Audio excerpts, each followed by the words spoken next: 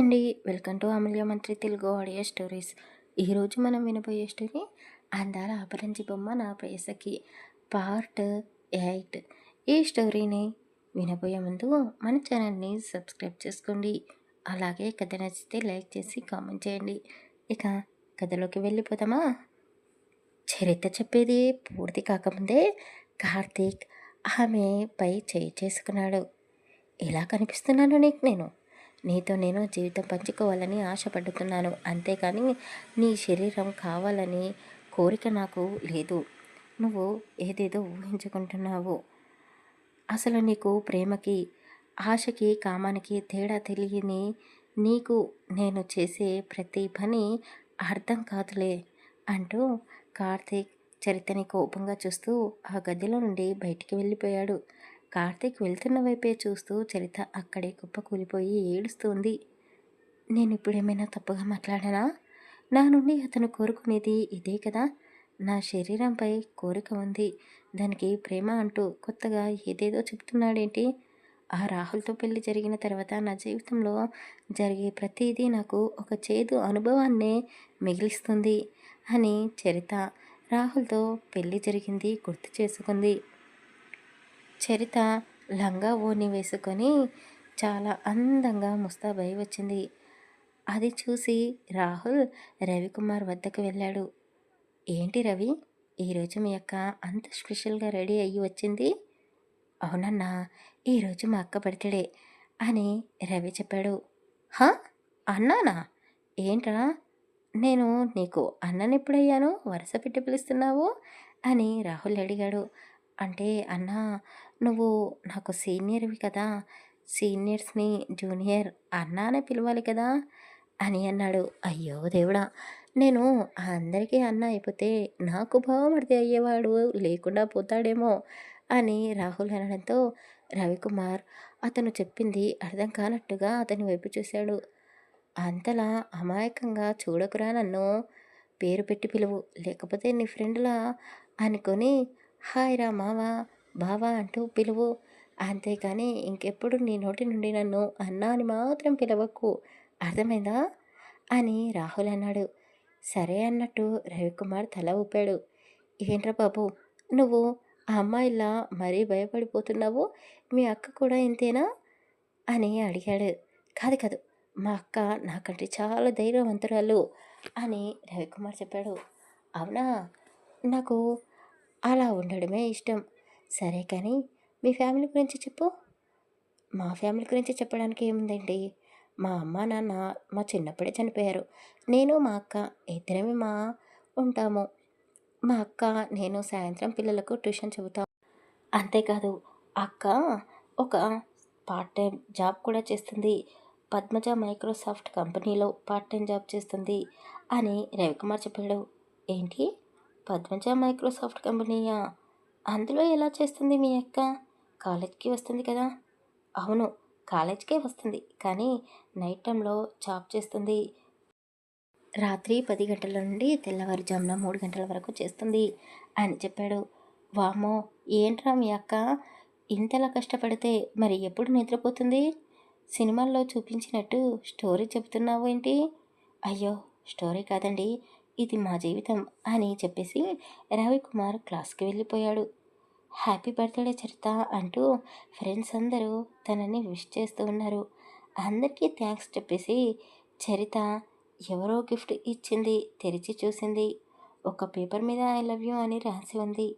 ఒక red rose కూడా పంపించారు.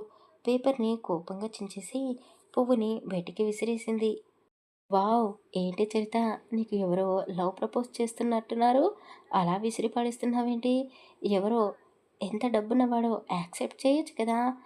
మీరు నోరు మూసుకోండి, నాకు ఇలాంటివన్నీ నచ్చవు. అయినా చదువుకోమని పంపిస్తే ప్రేమ అంటూ ఈ అబ్బాయిలు ఆ అమ్మాయిలను మాయం చేస్తున్నారు అని చరిత కోపంగా అన్నది. అబ్బా చరిత, నువ్వు మళ్ళీ మొదలు పెట్టావా? నీకు ప్రేమించడం రాదు, అలా అని ప్రేమించే ప్రతి వారిని తప్పు పట్టడం మంచిది కాదు అని చరిత ఫ్రెండ్స్ అనడంతో వాళ్ళ వైపు కోపంగా చూసింది. అరమనే, నేను ఎంత చెప్పినా మీరు మాత్రం మారరు. మీ మాట మీదే, నా మాట అస్సలు వినరు. నా వరకు మాత్రం ప్రేమ అనేది తప్పేనే. నా దృష్టిలో అని చరిత వాళ్ళకి గట్టిగా చెప్పేసి సైలెంట్గా కూర్చొని ఉంది. ఫ్రెండ్స్ అందరూ కలిసి తనతో కేక్ కటింగ్ చేయించారు. అక్కడే ఉండి రాహుల్ అదంతా చూస్తూ ఉన్నాడు. చరితని ప్రేమలో పడేయడం చాలా కష్టం అన్నమాట. అంటే డైరెక్ట్‌గా పెళ్లి పీటల మీదకి ఎక్కించాల్సిందే అనుకుని రాహుల్ ఇంటికి బయలుదేరి వెళ్ళిపోయాడు. చరిత కూడా ఫ్రెండ్స్ అందరికీ బాయ్ చెప్పేసి తమ్ముడు రవికుమార్తో కలిసి ఇంటికి వెళ్ళింది. ఇద్దరూ కలిసి తమకు ఇష్టమైన వంటకాలని వండుకొని భోజనం చేస్తూ ఉన్నారు. అక్క, ఈరోజు ఏం జరిగిందో తెలుసా? రాహుల్, అదే మా సీనియర్ రాహుల్ అన్న తెలుసా నీకు? హా, విన్నాను.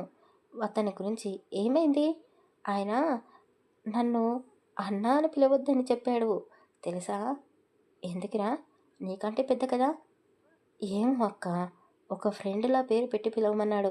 లేదంటే బావ, మావ, ఒరేయ్ అని కూడా పిలవమని చెప్పాడు అని రవికుమార్ చెప్పాడు. అసలు నీకు బుద్ధుందారా? అయినా అతనితో నీకేంట్రా పని? అతని స్థాయి ఎక్కడ? మన స్థాయి ఎక్కడ? అతనితో ఫ్రెండ్‌షిప్ అవసరమా? ఎవరో తెలియని వ్యక్తితో అలా ఫ్రెండ్‌షిప్ చేసుకోకూడదురా. అయినా అయినా అతను ఎవరో తెలుసా? నాకు ఈ మధ్యనే తెలిసింది. నేను పనిచేస్తున్న కంపెనీకి వారసుడు అని చరిత చెప్పడంతో రవికుమార్ నోరెళ్ళబెట్టాడు. గొప్ప వాళ్ళతో ఫ్రెండ్షిప్ అంత మంచిది కాదు. ఇంకెప్పుడూ అతనితో అంత చనువుగా ఉండకు. వాళ్ళలాంటి వాళ్ళని చూస్తేనే మనకు కొత్త కొత్త ఆశలు, అలవాట్లు కలుగుతాయి. కోరికలు పుడతాయి. తప్పేముందక్కా? వాళ్ళలా బ్రతకడం మనకు సాధ్యం కాదుగా. అయినా నేను అతనితో ఫ్రెండ్షిప్ చేయలేదు. తనే నా దగ్గరికి వచ్చి నీ గురించి అడిగాడు. నా గురించా? నా గురించి అతనికి ఎందుకు? ఏమో, నిన్ను ఇష్టపడుతున్నాడేమో అని రవికుమార్ అన్నాడు. ఏయ్, ఏంట్రా ఆ మాటలు? చాలా పెద్దవాడివైపోతున్నావు అనుకుంటున్నావా? అక్క, ఎందుకంత కోపం? అలాంటివి ఇంట్లోకి నువ్వు కోడలిగా వెళితే మన లైఫ్ బాగుంటుంది అని అలా అన్నాను అంతే. అయినా ఆశపడడంలో తప్పేముంది? అతనేమి నాతో చెప్పలేదు. అయినా మన స్థాయి ఎక్కడా? అతని స్థాయి ఎక్కడా? అతను ఏదో క్యాజువల్‌గా నీ గురించి అడిగినట్టున్నాడు అని రవికుమార్ అన్నాడు. నువ్వు పిచ్చి పిచ్చి ఆలోచనలు చేసి చదువును పక్కన పెట్టకు. ఇక వెళ్ళు, వెళ్ళి పడుకో అని తమ్ముడికి చెప్పేసి చరిత ల్యాప్టాప్ ఓపెన్ చేసి వర్క్ చేసుకుంటూ ఉంది. రాహుల్, ఏంట్రా తినకుండా అలా ఉన్నావు? ఏమీ లేదమ్మా, డాడీ వచ్చాక అందరం కలిసి తిందాము. వామ్మో, ఏమైందిరా నీకు? ఈరోజు డాడీ వచ్చేదాకా ఆగుతావు అని అంటున్నావు? అబ్బా అమ్మ, డాడీతో ఒక విషయం చెప్పాలి. మాతో చెప్పకూడని విషయమేమిటి అని పద్మజ గారు అడగడంతో, అబ్బా నానమ్మ, అదేమీ కాదు. ముందుగా మీకే చెప్పాలి. కానీ ఇది మీతో అయ్యే పని కాదు. నాన్నకి చెప్తేనే ఈ పని పూర్తవుతుంది అని రాహుల్ చెప్పాడు.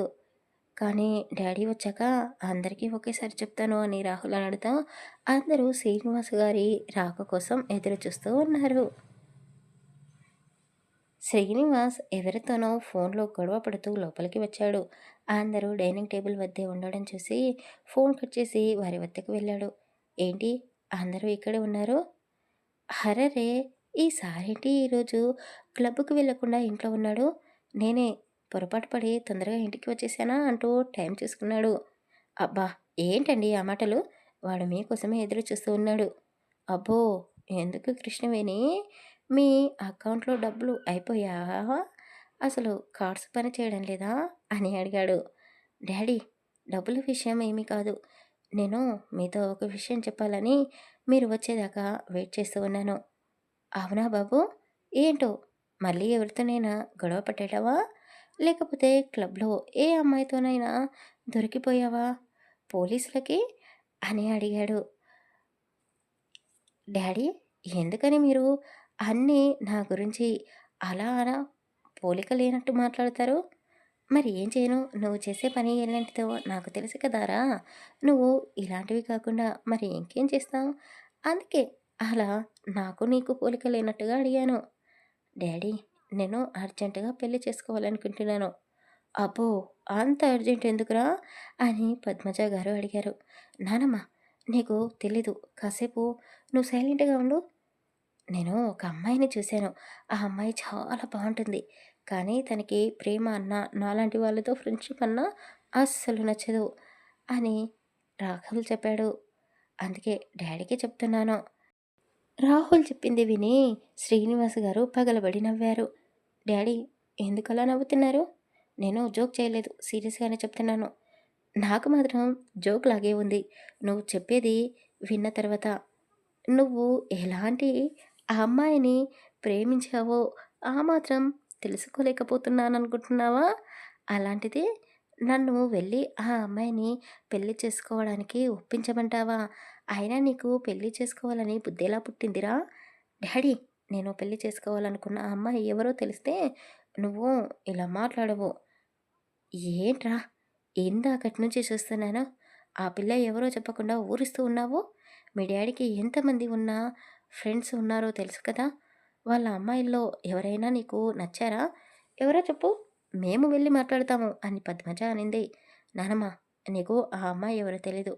డ్యాడీ మీరు ఎప్పుడూ అంటూ ఉంటారే నైట్ టైం మన కంపెనీలో జాబ్ చేసే వాళ్ళలో ఒక అమ్మాయి గురించి, తన గురించే నేను చెప్పేది.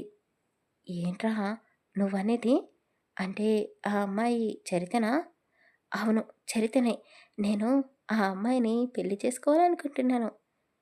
ఎవర్రా ఆ అమ్మాయి? అమ్మా! తనకు ఎవరూ లేరు. ఒక తమ్ముడు మాత్రమే ఉన్నాడు. వాళ్ళ అమ్మ నాన్నలు చిన్నప్పుడే చనిపోయారంట. ఓహో! అదా సంగతి. ఎవరూ లేని ఆ అమ్మాయిని చూసి వలలో వేసుకున్నావు అన్నమాట. అమ్మా! అసలు తనతో నేను మాట్లాడనే లేదు. ఆమెకి నా గురించి కూడా తెలీదు. ఎందుకో ఆమెను చూడగానే నాకు పెళ్లి చేసుకోవాలనిపించింది. అందుకే డ్యాడీతో చెప్తున్నాను. మీకు ఆ అమ్మాయి గురించి తెలిసి వద్దు అంటారని మీతో చెప్పకుండా ఉన్నాను. మీకు డబ్బున్న వాళ్ళే కావాలి కదా! మీ నానమ్మ, అమ్మ కాదు. నేను కూడా ఈ పెళ్లి వద్దు అనే అంటున్నాను అని శ్రీనివాస్ గారు అన్నారు. డ్యాడీ మీరు కూడా తనకి ఆస్తులు లేవు అని ఈ పెళ్ళికి ఒప్పుకోవడం లేదా? కాదు.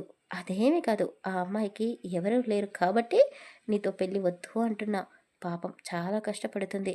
నీకు అన్ని అలవాట్లు ఉన్నాయని తెలిస్తే ఆ అమ్మాయే కాదు, ఏ అమ్మాయి నీతో పెళ్ళికి ఒప్పుకోదు. చరిత లాంటి అమ్మాయి అయితే అస్సలు నీ గురించి కూడా ఆలోచించదు. అందుకే ఈ పెళ్లి వద్దు అంటున్నా. నువ్వు కూడా ఆ అమ్మాయిని డిస్టర్బ్ చేయకు. డ్యాడీ నేను మీ అందరికీ చెప్తున్నాను. పెళ్ళంటే చేసుకుంటే చరితనే చేసుకుంటాను. లేకపోతే నేను ఈ ఇల్లు వదిలిపెట్టి వెళ్ళిపోతాను అంటూ రాహుల్ ఎమోషనల్‌గా వాళ్ళందరినీ బెదిరించడం మొదలుపెట్టేశాడు. వామ్మో! వామ్మో! ఆ పిల్ల నీకు ఏదో మందో మాకో పెట్టి నిన్ను దాని వైపు తిప్పుకుంటుందిరా! అది పెద్ద మాయలాడిలా ఉంది అంటూ పద్మజ చరితను తిడుతూనే ఉంది. నానమ్మ నువ్వు నా సంతోషం కోరుకుంటున్నావుగా! నా సంతోషం ఆ చరిత్రతోనే ఉంటుంది. వారికి చెప్పేసి రాహుల్ తన గదిలోకి వెళ్ళిపోయాడు. శ్రీనివాస్ ఎవర్రా ఆ పిల్ల? వాడు అంతలా చెప్తున్నాడు.